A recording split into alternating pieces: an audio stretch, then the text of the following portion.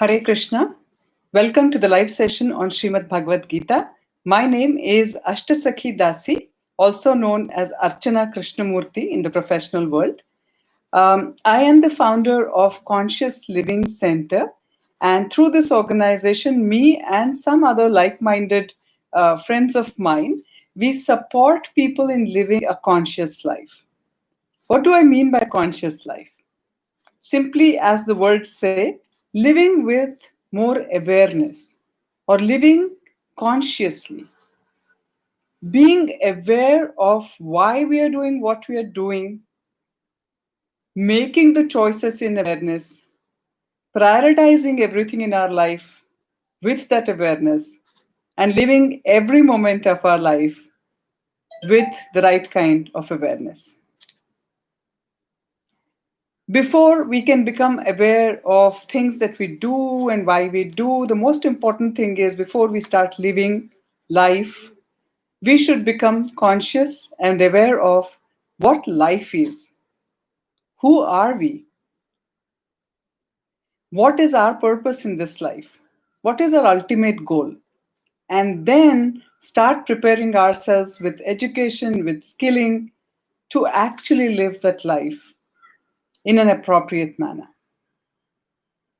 Life in brief is nothing but a journey from being a consumer to becoming an effective contributor in the way that you are meant to contribute. That definition goes well for the purpose of life as long as we are living in this current world. But life is much bigger than that.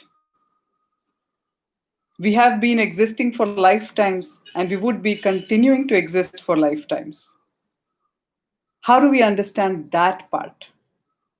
Beyond what we can see, hear, touch, feel, from the senses that we have to perceive and express within this lifetime in this material world.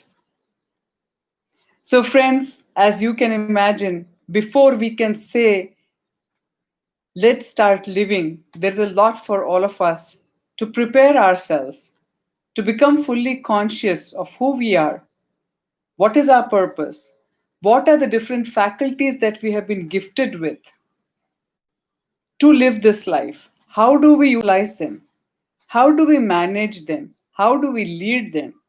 So that we first become leaders for ourselves. And then, once we understand our real purpose for which we exist and for which we have been gifted, then we can start contributing to the world and be the leaders in our own way in that aspect for the world around us. So, with this overall idea, let us get started today with our session. Every live session that we have on Sundays from 11:30, we take up a particular topic that has, I would say, relevance to all of us, and then try to understand how can we get a better understanding of the subject through the wisdom and knowledge that is in the scripture Srimad Bhagavad Gita, that would help us manage that aspect within our lives and lead our lives in a much better way. So today the topic that I chose to discuss is called fear. Fear. I don't know of anybody in this world who can say he or she has absolutely no fear. Without fear, we are probably not even human. With life, there comes fear. And that fear that we are gifted with from our birth is a defense mechanism that is meant to help us survive all the dangers, potential dangers to us in this world. But sometimes And most often these times, this fear has become abnormally big in our lives. And this is giving rise to almost all kind of issues that you can find around. Everything, believe me, if you go deeper into any negative emotion or any issue in an individual life to what is happening between countries globally, if you go deep down, there is some fear at the core of it. Fear gives rise to insecurity. Fear gives rise to greed. Fear gives rise to, kind of selfishness. Fear gives rise to depression, frustration. It is the fear of unknown sometimes, and sometimes about the known, but we don't know if that circumstance happens to come in our life, how are we supposed to deal with it? And therefore, that aspect of it is still unknown. So, when you look at it, what is fear actually? Fear is a kind of emotion, you know. So, there is a part in our brain just behind the prefrontal lobe, which is called amygdala. And that is the part in our system which is meant to protect us from any harm that we may not be able to perceive otherwise. So, suppose you get into a dark room, or suppose you suddenly hear a loud sound. For each one of us, things may be a bit different. What exactly is the trigger? But we all have our triggers for various reasons. And this, in response to that, even before the other parts of the brain, which have the intellect to dissect the information that is coming, analyze it, and then respond, before this could happen, amygdala actually involuntary has a reaction. And that reaction is in the form of release of certain hormones that are meant to equip us for a fight or flight response, as they call it in neuroscience. Basically, what it means is we are given the hormones that will give us more energy, more stamina, more strength to either run away from the situation, so that's the flight response, or stand up there and fight against the danger that exists. So think of it in an animal, kingdom. So if there is a deer and there is a lion that comes right in front of it, deer has only two choices to make. One, either run for its life, or second, try to fight with the lion. Now, very quickly, it has to decide between the two as to which one it thinks is the right response in the given time. So, deer has a very little chance of winning over by strength against a lion. So, the best response that probably it thinks fit is to just run as fast as possible from there. And to do that, it needs adrenaline, it needs that kind of sugar, that energy to run as fast as it can. And that is what these hormones do, even in our own body as human beings. So our sugar would go up, our heart would start pumping blood, more. We have more adrenaline in the system. And all this is meant for us to either fight or run from the situation. But this is good as long as we are facing a physical danger. But sometimes our fears are about things that we imagine may happen. It's not happening. We think it may happen. It's dark, so there might be something very dangerous when you get in there, but actually you don't know if it's there or not.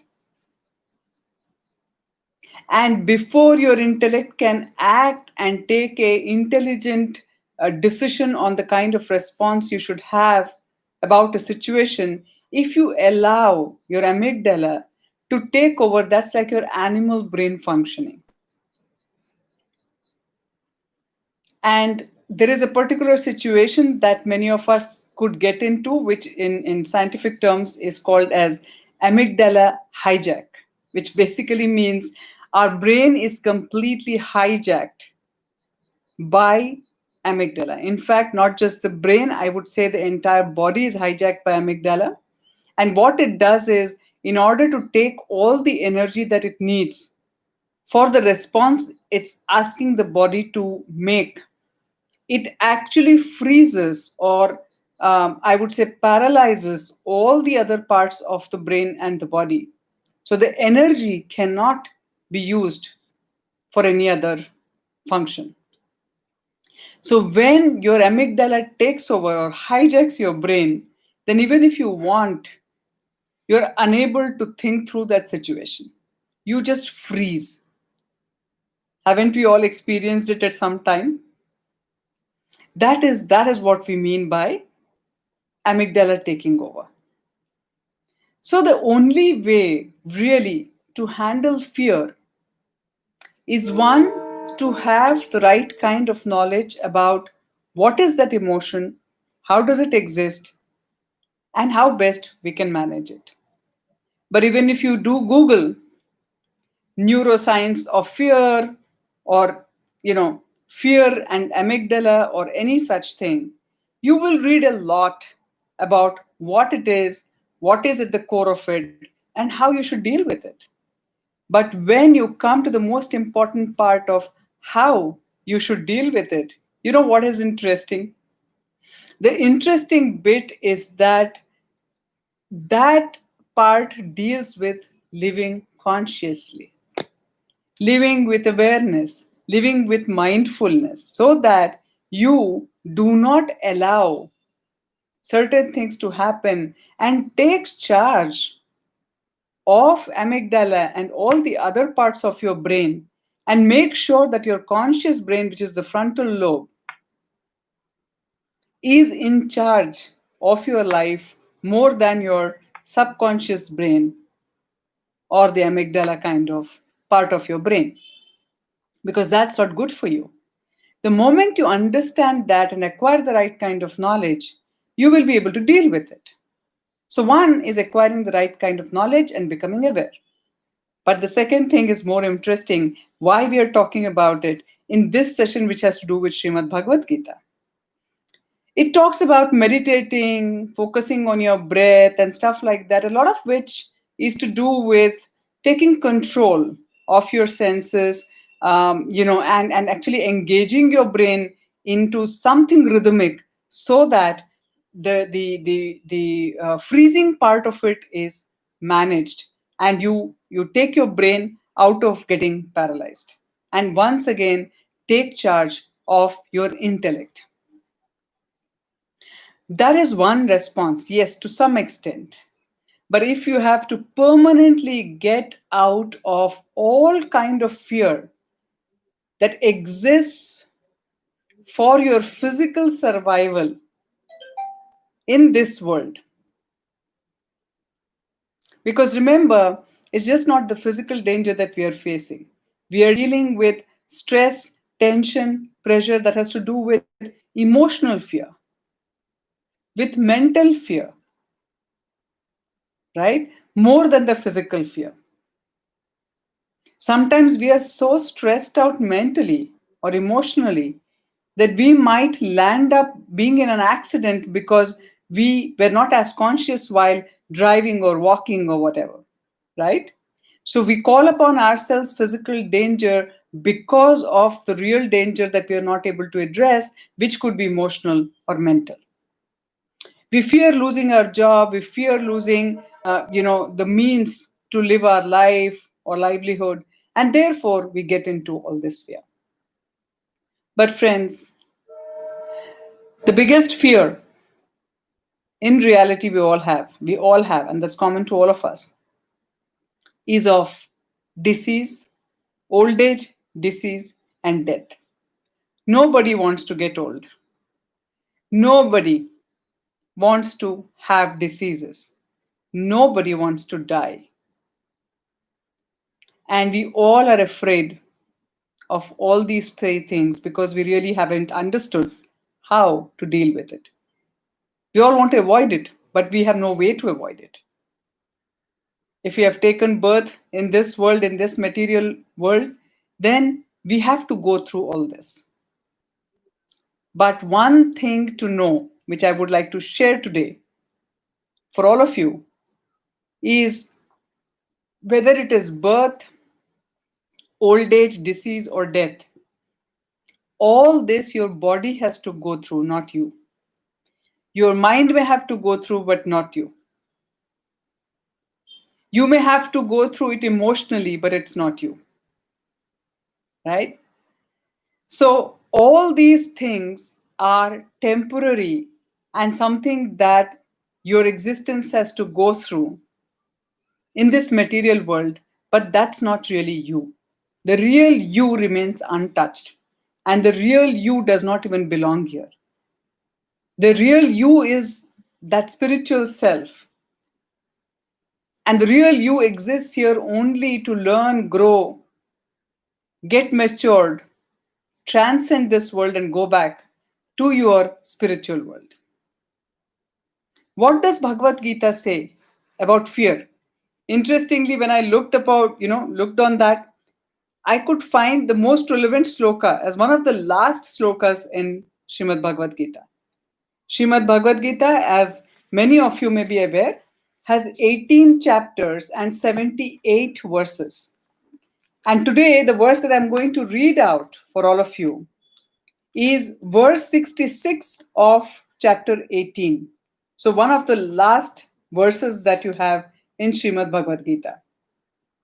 And in this, Lord Krishna is almost giving his final statement, decision, advice, suggestion, order, in whatever way you want to take it, to his dearest friend, to his dearest devotee, Arjuna. And this goes like this.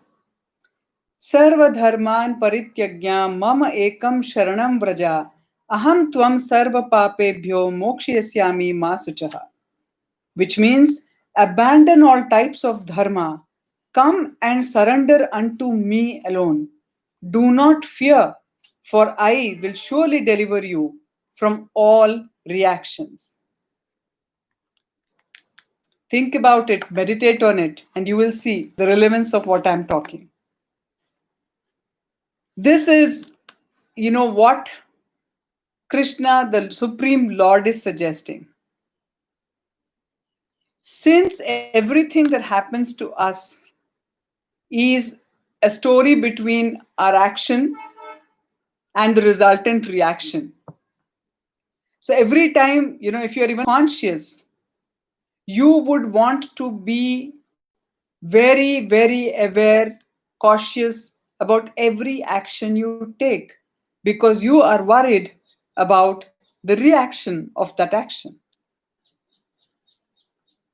But then, if you ultimately get tired of it and think that, even if you are so careful, sometimes you feel you're doing everything that you can under your control, but still there is somebody who is getting hurt with something that you're doing all the time. And you don't know what to do. And in those times, what Lord Krishna is saying is understand that your only duty and the right action is to do your part of the role of serving the Supreme Lord with everything that you have been gifted in this world. Do what is right for you as you know what is your dharma, and then surrender yourself to the Supreme Lord. Do not fear of any other reaction. Many of us, we read every day about people going through depression, frustration, confusion. And a lot has to do with our need to feel accepted. We want to be accepted by everybody around us.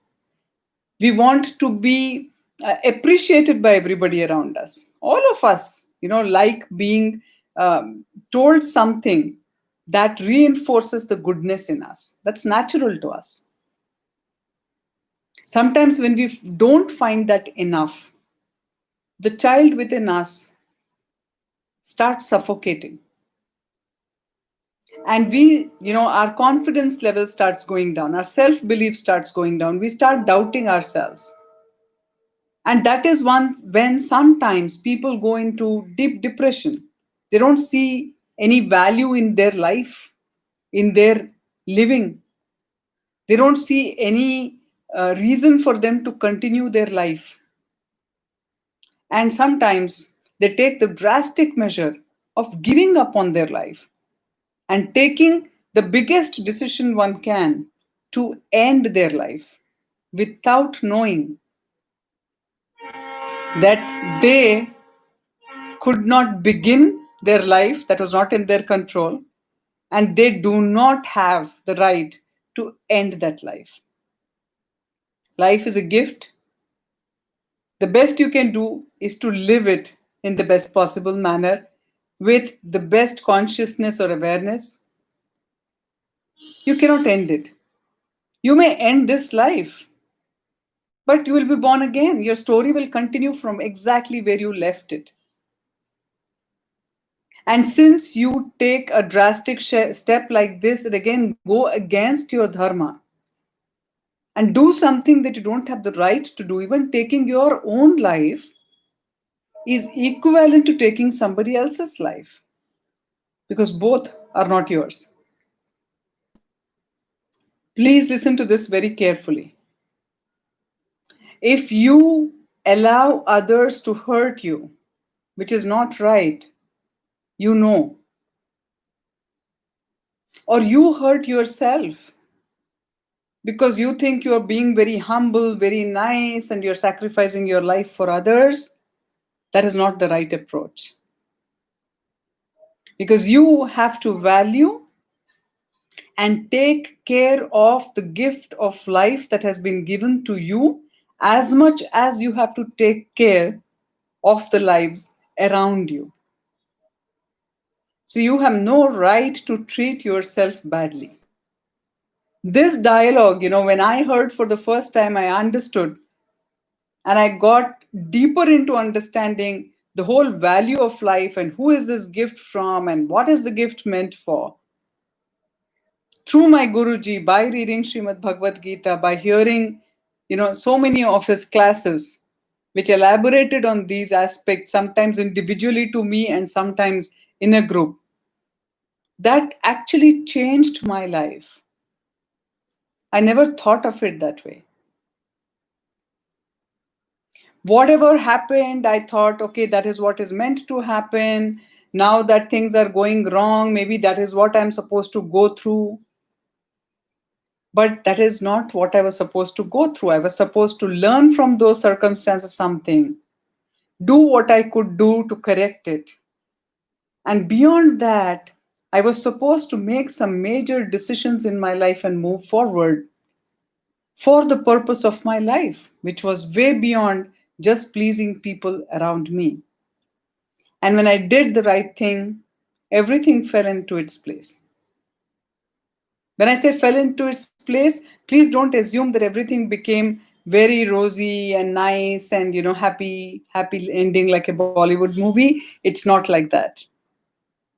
But then when you do the right thing, how much ever hard and harsh things may seem around you, you will see that the whole universe comes to your support to help you go forward with that decision.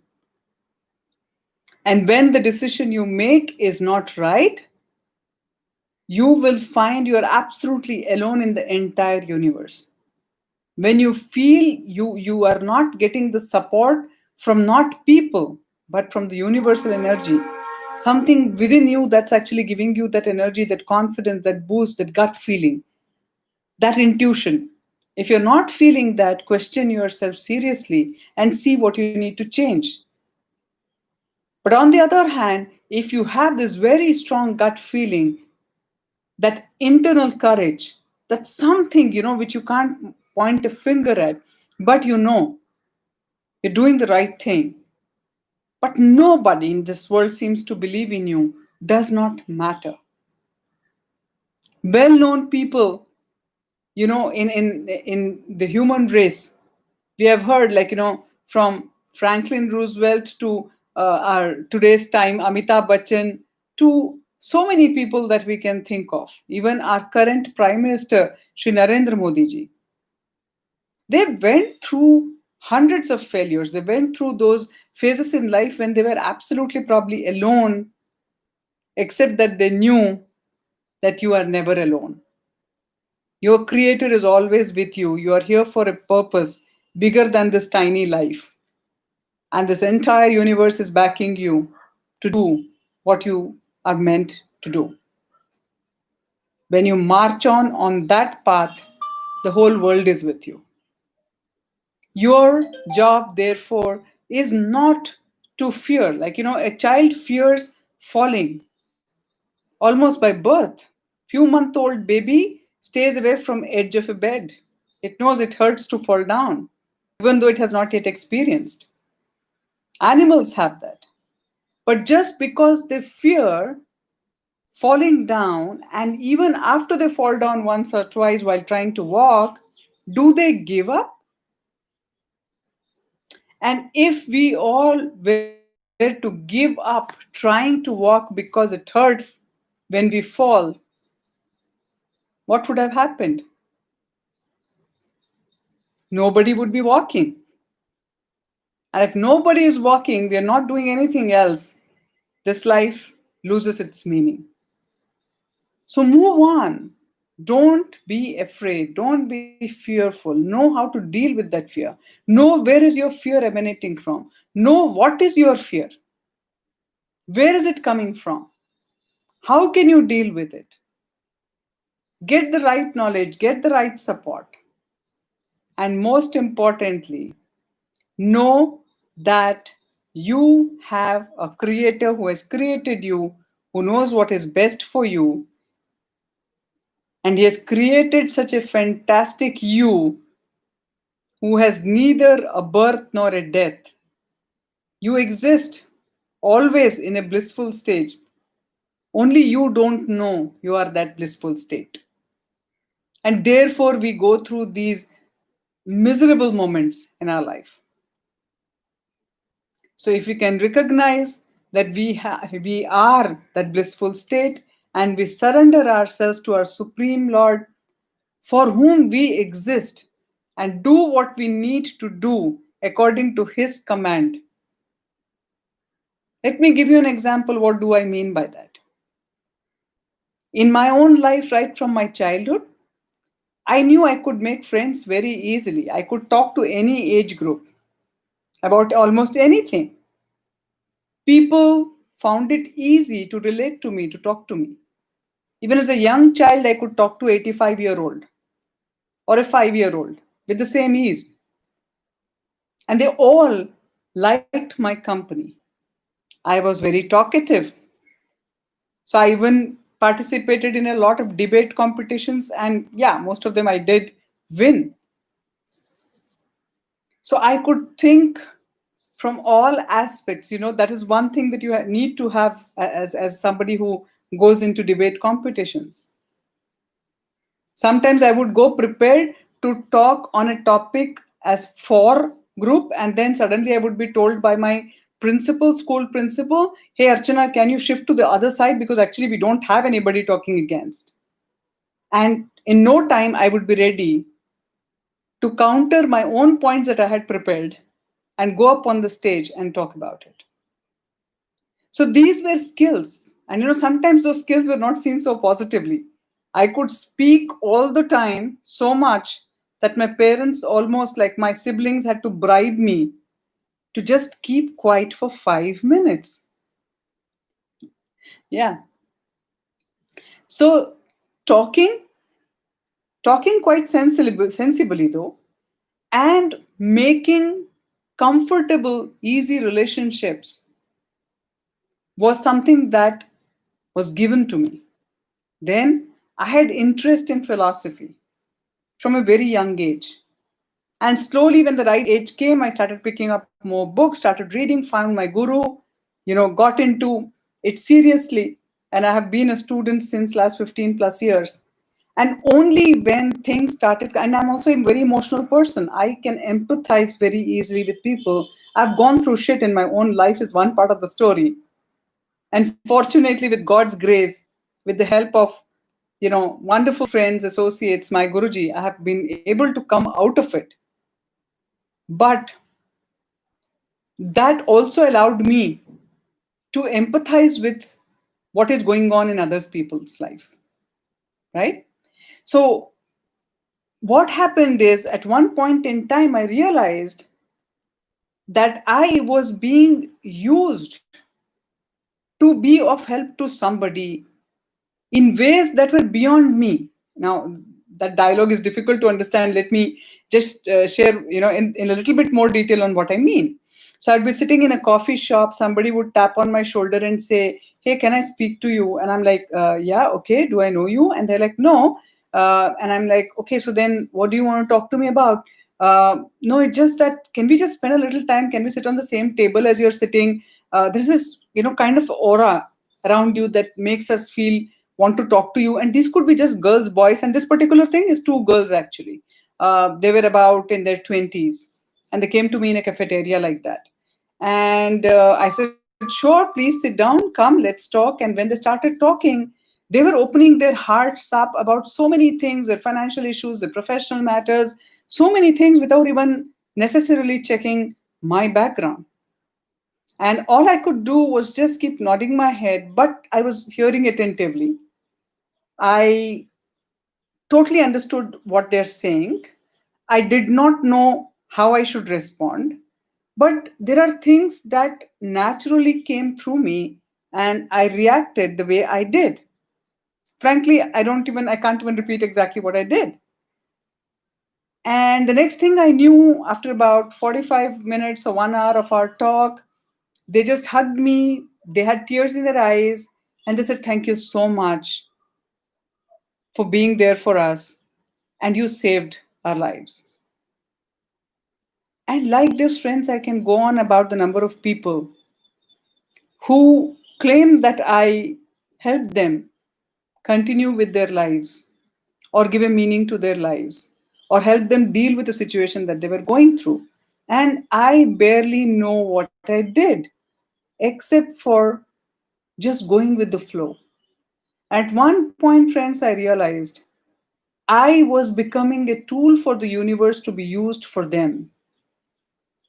They wanted help, they craved for that help, help came, and sometimes I happened to be the tool of that help for them. It was not me. Things may have happened through me, but it was not me. Sometimes I'm able to guide people with things that I say that are beyond me. Even I am unable to follow all that wisdom in my own life. And that is when I decided that this is my purpose. This is what I'm meant to do. Let me not try to understand it too much or feel pride about how many people's life I have saved or changed or whatever, because in truth, that's not true. So I felt humbled, I surrendered, and I have allowed myself today to be used by the universe the way it wishes to use me, to support whoever is meant to be supported. This happens to be my purpose, where my gifts of speaking, my gifts of making a trustworthy relationship very quickly with people of whatever age group. I still have friends who are from 8 9 year olds to 75 80 year olds. And I think that's why I was gifted. because wherever I go and spend a little time, I feel good, of course, also. But I realize that it's for them. It's like getting re-energized in their lives. So be it. I don't know how it happens. I just keep myself empty to be the source or to be that medium through which the universe can play its flute. So, friends, with this, I would like to stop the sharing of what I'm doing. I hope it made sense. And thank you for those of you who are online with me. If there are any questions, I request you to please post it in the chat, and I would be happy to take it up. Manjushri, Hare Krishna, very happy to see you. I hope everything is all right at your end. And the good news is today in the newspapers, I saw that finally the curve seems to be a little bit coming down, even for us, about this whole COVID pandemic going on. So I really trust and hope that we will be, moving past this also very soon. But I really, really pray and hope that we all have utilized this time to um, re-engage ourselves with life in a little different way, in a little more conscious way post this pandemic. Yeah, great, wonderful, Anita. Hare Krishna. Good to see you too. So, do you guys, have any questions related to fear, or would you like to share, the kind of fear that you have? Have you even recognized it? Sometimes, we live and we think, I don't have any kind of fear, but it could be very far from truth.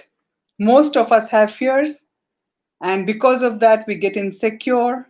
And because of that, we do a lot of things that are not true to our nature, but fear makes us do so. So, yeah, Manjushri, I'm just reading your comment. Sometimes expectation hurts a lot. Is it possible for a human not to expect anything from a loved one? Yeah. When, true love, when you understand the word love, uh, I think it is possible. It's not easy. It's not easy, Manjushri. I'm not saying it's easy, but I think many of us don't understand truly what love is. Love is a unconditional emotion of attachment. And you can say if you're truly in love, your love is so unconditional that it does not even expect reciprocation of love. Forget about anything else. Um, but that's not easy. And in case your love has only expectation of reciprocation of true love, then also it's okay. Because even in the spiritual world, when we hear of stories between Shri Radha and Krishna, you will see elements of jealousy, which is very sweet to hear. But frankly, when you fall in love with Krishna or your own deity of choice, um, he reciprocates so much, so fast, that your expectations become too small for that. So we should know what is love, then we should know who should we love, who is able to reciprocate our love unconditionally. Now look at it, we take a long time in reciprocating the love that our Creator has showered on us. He has given us life, He has given us everything He has given, He is giving us, everything that we need and more, and we don't even recognize His presence around us. What to talk about, reciprocating love. So give time to the loved one to wake up to the love you're showering, but don't stop showering if you truly love that individual. But may sound a little harsh, but to be very truthful, absolute true love is not possible between human beings in this material world, or between any two living beings in this material world. It's all a transaction, more or less. So you just need to know what the other person appreciates. You do that, that person likes you for that. The day you stop doing that, they don't like you anymore. And if you go against what they expect, then they start even hating you. So, true love, if we expect in this world with the living beings around us, we are looking for that reciprocation, and we are showering our love in the wrong place. Therefore, even when you are in a grahasthashram, living in a family life, have your attachment with detachment, do it as a sense of duty, enjoy to the extent you can enjoy, share everything that you can, but know that this is not where you will get the sense of true satisfaction of a reciprocal love ever, ever, in any relationship. So, if you want to experience that, that is only possible with the Supreme Lord, and for that, you just have to get into that relationship. And I'm sure you are practicing certain things, and you have experienced those moments. And just get into that more. Know your purpose, know your direction, get yourself busy in that. Reduce your expectation, reduce your involvement, reduce your sacrifices beyond a point. Do what you can do as well as you can do, but don't kill yourself overly. That's not worth it here. Um, Anitash, you are asking, ma'am, can you elaborate on emotional intelligence in these tough times of uncertainty and keeping ourselves grounded? Yeah. Uh, See, there are three very, very obvious aspects to us. One is physical, second is mental, third is emotional. All the three things we are able to actually experience in our day to day life. Now, each of these aspects of ourselves we need to deal with, starting with awareness, then management, and then mastering it. Mastering it, I mean getting them under our control rather than us being in their control. Now, let me elaborate a bit. Physically, usually what we see is I feel hungry, so and I feel I want to have something, so I run and grab that and have it. I am unable to control the desire of my body. Yeah, most of us are in that state. Now, what we have to understand is our physical body also has a physical intelligence. And if we know how to manage that physical intelligence, we can instruct our body to behave the way we want it to behave and not feel the pain, pleasure, hunger, or anything else on its own and impact us. Example would be, we have heard of different people doing various practices, whether they are the Japanese form of art or our tantrics or whatever, where we have seen them mastering their body so well that they can live without water, without food for as long as they wish.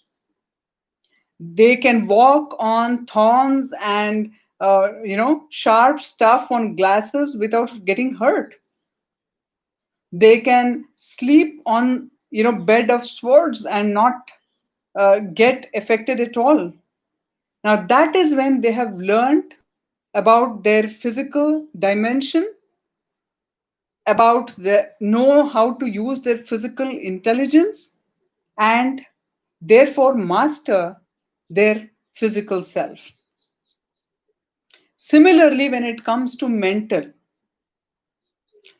we just know we can feel the mental stress, we can feel the frustration, we can feel irritation, we can feel the intelligence of somebody, or sometimes how we are unable to think and stuff like that. But again, there is the physical dimension of it.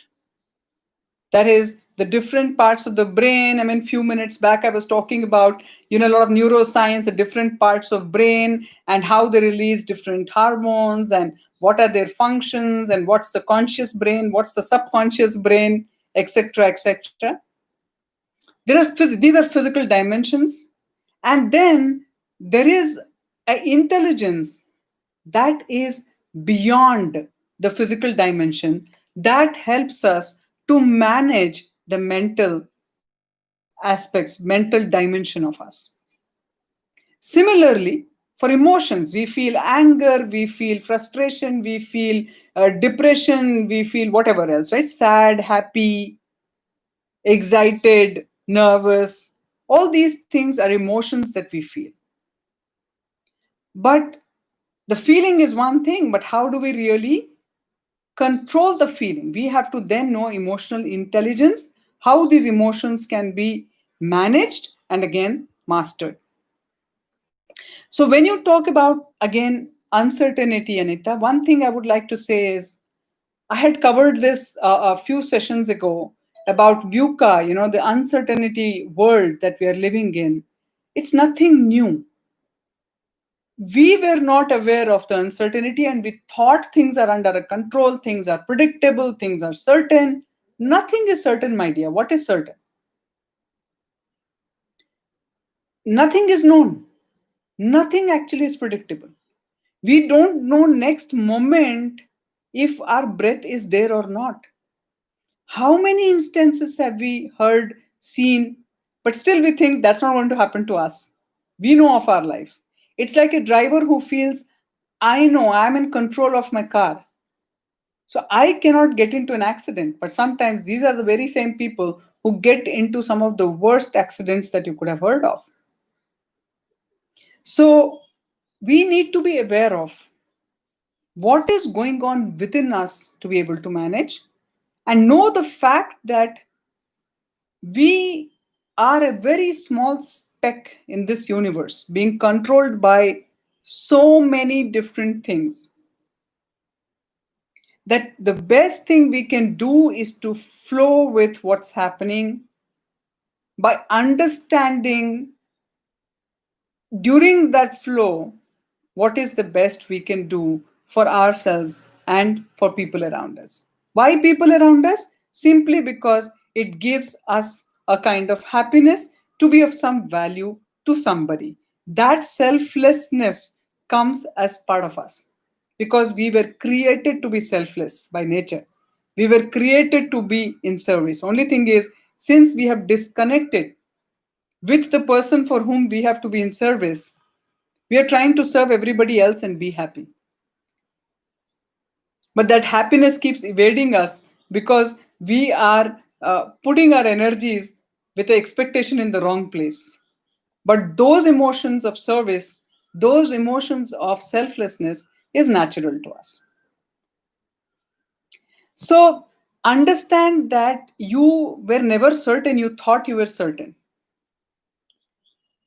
You thought you did a lot of things that you give yourself credit for.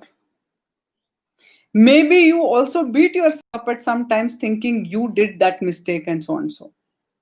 But at one point, if you learn how things are not so much in your as much in your control as we feel, and live a life of surrender and of purpose, of our duty, then a lot of things are taken care of for us. This may sound overly philosophical, but trust me, Ati, this is my own um, life story. And for last 15 plus years, I have been doing what I have to do, putting my efforts in the direction I think I should be putting my efforts in. But Sometimes things have worked, and most of the times things have not worked in the direction I have wanted it to go. But sometimes things have been better than that. And I have been taken care of in ways that I could not have imagined or aimed for. I have never slept hungry. I have never lost, my security. I've always had a place to stay. I've always had good food to eat. I've always had good people around me. I've always had something to do that gives me happiness. I've gone through a lot, but these came to me whether I deserved it or not. So, this is when I understood, like the trees around us, like the birds around us, like those animals around us, they are being taken care for as long as many breaths they're supposed to live, they are being provided. The day their time comes, how much ever green a tree is, it just dies in no second. And that's the same story with us.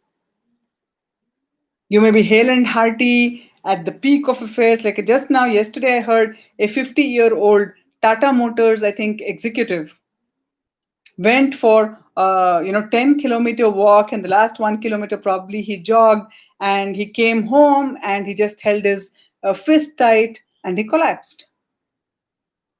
He died. Did he know that?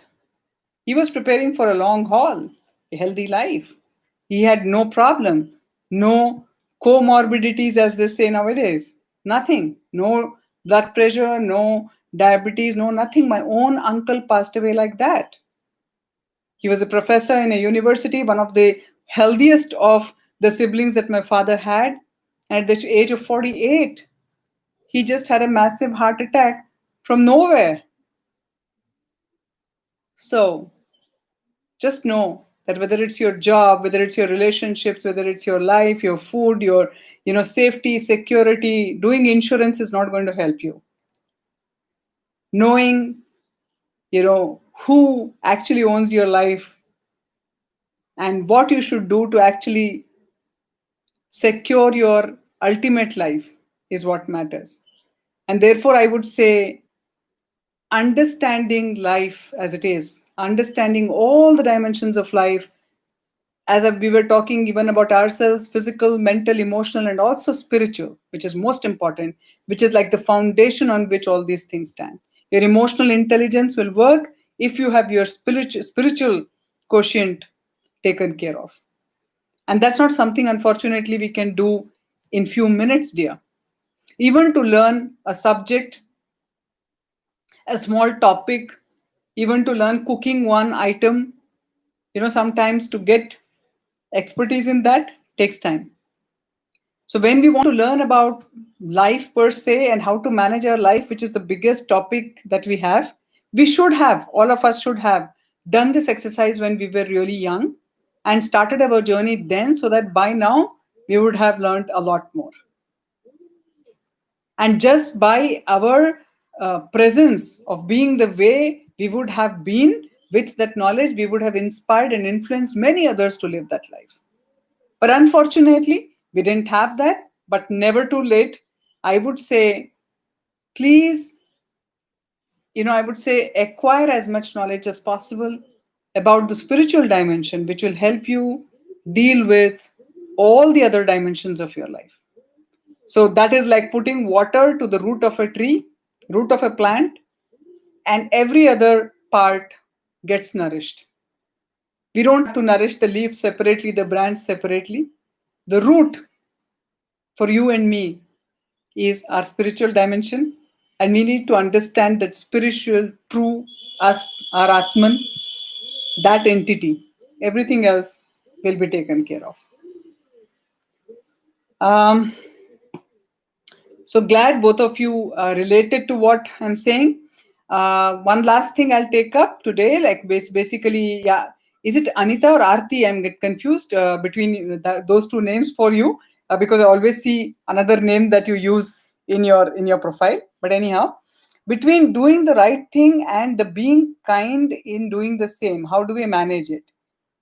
is justice to everyone being taken care because people are still suffering endlessly and some don't know it. Yeah. Um, if you have to choose between doing the right thing and doing the kind thing, it's doing the right thing is definitely more important than doing the kind thing, but sometimes doing the right thing may not mean saying the right thing.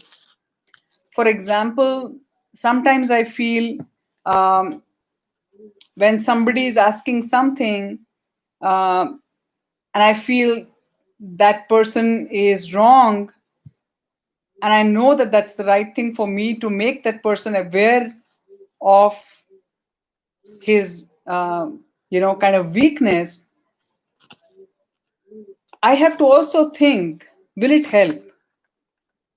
Or is it only my pride, my ego wanting to say that I should, kind of project that I know better and feel good about it, or feel good about being right sometimes? There is a ego, there is a pride associated with always wanting to be right. So we have to be careful of that. So sometimes you have to see, if you say something to such a person and this person is not going to receive it right, it's not going to help that person, it's going to disturb you, it's going to disturb your relationship, may not be worth it. So just move on with a smile. No need to say exactly what you thought you should be saying, because that's not going to have the impact it should be having. So if you can manage to do the right thing kindly, that's the best combination. For example, sometimes when I find somebody not doing something right, and I feel I need to tell, I try to just say that as nicely as possible, as empathetically as possible, with as much transparency as possible, of having no other agenda in me, so that that person can receive it. Because I might want to give something, but if the other person is not going to receive it, then it just goes, bounces off somewhere else. So that's important in my mind. Um, Justice is happening, dear, but justice is happening over a period of time and in ways that are beyond our understanding. And it's none of our business, frankly, about what justice is happening, because we know very little about our own life, what to talk about understanding somebody else's life. So, only thing we need to understand is, the only justification that you can logically understand why we are born differently, with different kind of privileges and different circumstances that enable a lot other things to happen in our life, how in spite of being born in a very positive environment, things can go absolutely negatively for you as an individual. The only logical explanation is there is some justice happening to lifetime of things that is beyond you. So if that is true, I think our entire energy should be one, yes, believing that justice prevails. Justice prevails. And that is why he is the only perfect being. Justice may not happen in this world around in the way we perceive, but ultimate justice is happening and will happen.